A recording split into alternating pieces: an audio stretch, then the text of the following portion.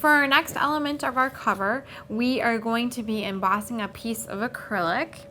I've already cut it out, and here it is. I use the Accent Essentials cartridge, and the Cricut actually will cut acrylic. It takes a couple of times, maybe 3 times. You want to make sure that your pressure is like maximum, your speed is medium, and your blade depth is 6.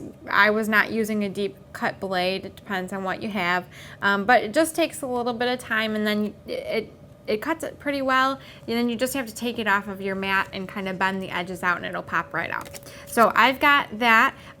If you're going to just use your Cricut keypad, the size is 3.5 height on that, so that's what I used. And if you're going to cut it out, you want to hit the shadow button, and then the button right here. It's the last row, and it's the 3rd from the right.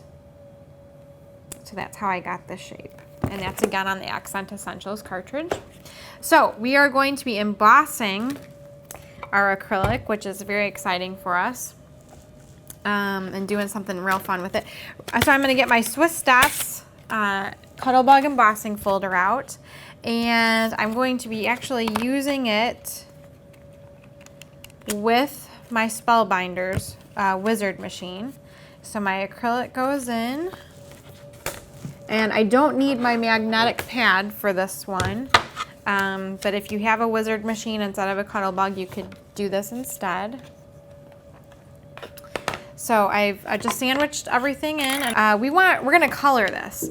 And we tried a couple of different things. We tried alcohol inks and just regular ink, and if you have a permanent ink pad, it works well.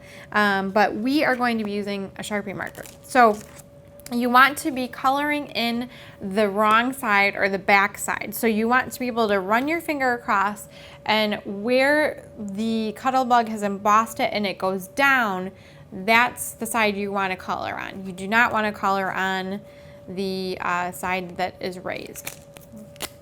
So I'm just gonna go through and color in each of these little dots. And it may sound a little tedious, but actually it goes fairly quickly. And when they dry, surprisingly, it kind of has a metallic-y effect. So it's kind of a neat thing. We've been experimenting with some other embossing folders as well, and using some different colors. So in the coming weeks, you'll probably see some videos pop up where we're using it on some greeting cards. I think we did a scrapbooking layout recently where we used it, and just kind of trying to experiment more and more. We're done embossing and coloring in our acrylic piece for our cover, and now we're ready to move on to the last step, which is working with the perfect pearls.